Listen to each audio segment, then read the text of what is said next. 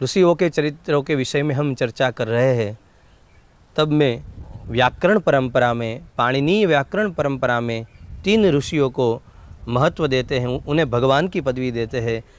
उसमें से द्वितीय ऋषि यानी कात्यायन कहो या वररुचि कहो, उनके विषय में आज हम थोड़ी चर्चा करेंगे।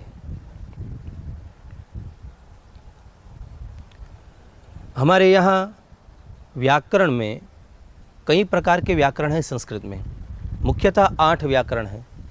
उसमें भी पाणिनीय व्याकरण का महत्व अत्यधिक है। पाणिनीय व्याकरण इसलिए कहा जाता है कि इसकी जो शुरुआत हुई वो पाणिनि ऋषि ने की। भगवान महादेव की कृपा से, उनकी तपस्या से उन्होंने यह प्रसाद पाया। महादेव ने अपने डमरू से 14 सूत्र निकाले और उसमें से पूरे व्याकरण की परंपरा शुरू हुई। उसमें पहले ऋषि हुए भगवान पाणिनि, दूसरे ऋषि हुए भगवान कात्यायन और तृतीय ऋषि हुए भगवान पतंजलि। उसमें से हम भगवान कात्यायन के विषय में थोड़ी चर्चा करें। कात्यायन भी कहते हैं उसे, और कई वररुचि नाम से भी उनको जानते हैं। ऐसी एक दंत कथा है कि पूर्व जन्म में वह भगवान शिव के एक गण थे, उनकी सेवा में थे। एक बार महादेव ने कैलाश में सभी से कहा कि मैं पार्वती जी से कुछ गुप्त में चर्चा करना चाहता हूँ, इसलिए सभी लोग यहाँ से निकल जाए। एकांत चाहा, लेकिन तभी जब भगवान शिवजी और पार्वती जी के बीच में संवाद हुआ, तब यह जो वररुचि है उसने चुपके से सब सुन लिया और बाद में अपनी पत्नी जया नाम की पत्नी थी, उससे यह सारी बातें बताई जो महादेव ने पार्वती जी से कहा। एक बार सभी सखियाँ बैठी थी, सभी स्त्रियाँ बैठी थी, तब जया ने जो गुप्त में बात हुई थी वह सभा में कही। पार्वती जी ने यह बात सुनी। पार्वती जी ने सोचा कि यह बात तो महादेव ने गुप्त रखने को कही थी, इसको कैसे पता। महादेव ने जब पूछा तो पता चला कि यह तो गुप्त बात वररुचि ने सुन ली थी, इसलिए यह जाहिर हो गई।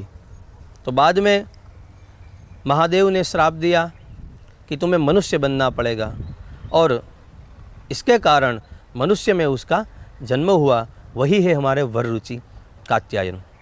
कात्यायन का जन्म ब्राह्मण कुल में हुआ, कात्यायन गोत्र में हुआ।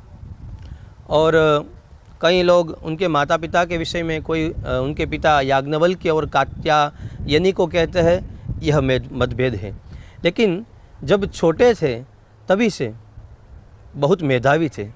5 वर्ष की आयु होगी तब कात्यायन के पिता का निधन हो गया और बच्चा माँ के आंचल में बड़ा होने लगा, पलने लगा। एक बार आश्रम से, वन में से 2 शिष्य आते हैं गांव में। उसमें एक का नाम था इंद्रदत्त और दूसरे का नाम था व्याडी। यह व्याडी भगवान पाणिनि के मामा का बेटा है, ऐसा कई लोग कहते हैं। तो दोनों लोग चर्चा कर रहे थे।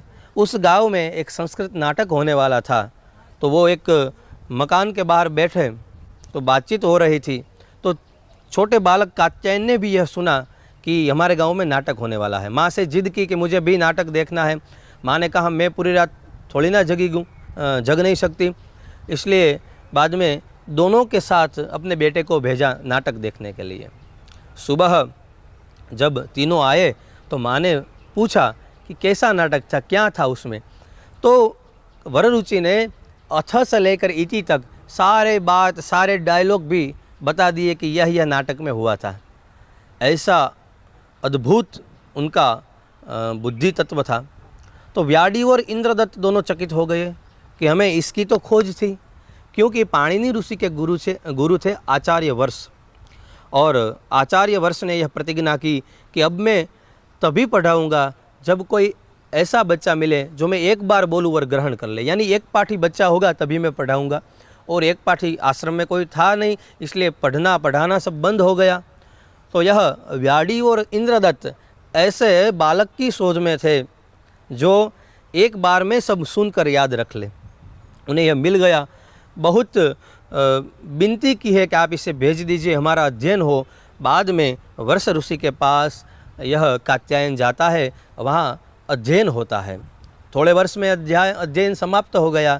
बाद में गुरु को दक्षिणा देने की बात आई। पास में कुछ था तो नहीं, क्या करे, इसलिए सोचा कि हमने जो विद्या प्राप्त की है उससे हम दक्षिणा भी प्राप्त कर लें। तो राज्य में जाते हैं, तभी राज्य के जो राजा थे उसका निधन हो गया। और ये तो सब विद्या जानते थे, इसलिए इंद्रदत्त ने कहा, एक काम करता हूँ, मैं राजा के मृत शरीर में प्रवेश कर लेता हूँ, लेकिन मेरे शरीर की तुम सब रक्षा करना, क्योंकि ये जो विद्या होती है उसमें यह होता है कि शरीर की रक्षा होनी चाहिए।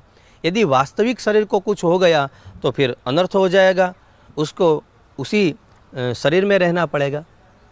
तो यह सब बातें हुई।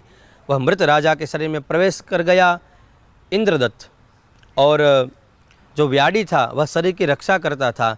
और ऐसा प्लान था कि वररुचि जब सभा में आए, कुछ अपनी विद्वत्ता बताए, तो जो इंद्रदत्त राजा के शरीर में था वो बहुत सारा धन उसे दे दे और अपना काम हो जाए।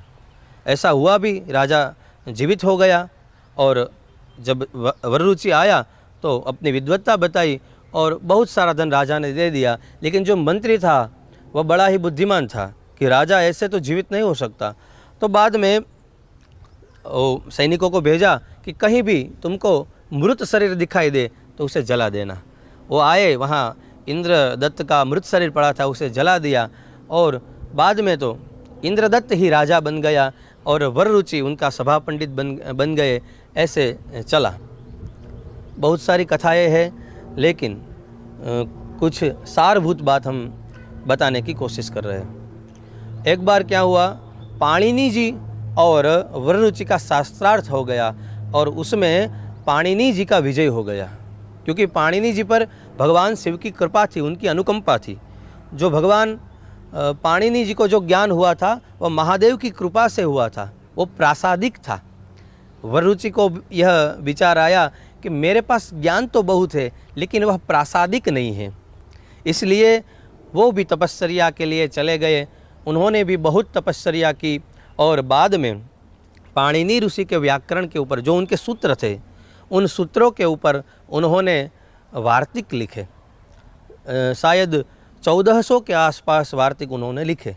और उस वार्तिक के चलते पाणिनि व्याकरण का महत्व बहुत बढ़ गया। उस वार्तिक को यदि हम छोड़ दें तो पाणिनि व्याकरण में ऐसी महत्ता नहीं बचेगी। तो उन्होंने 1400 वार्तिक लिखे उस सूत्रों के ऊपर, और बाद में तो कई ग्रंथ लिखे। भ्राज संज्ञक श्लोक भी उन्होंने लिखे। बाद में स्वर्गारोहण नाम का काव्य लिखा। बहुत सारी कृति हुई। तो ऐसे वररुचि भगवान शिव के ही गण थे। भगवान की कृपा से उन्हें भी दिव्य ज्ञान की प्राप्ति हुई। ऐसे हमारे आचार्य, द्वितीय आचार्य, उनको वररुचि को हम प्रणाम करते हैं। हम भी यही अपेक्षा करते हैं कि उनके चरित्र में से, उनके चरित्र की सुगंध हमें भी प्राप्त हो और हमारे मस्तिष्क में भी ज्ञान का थोड़ा प्रकाश हो। कात्यायन को, वररुचि को हमारा बारंबार प्रणाम हो। जय श्री कृष्ण।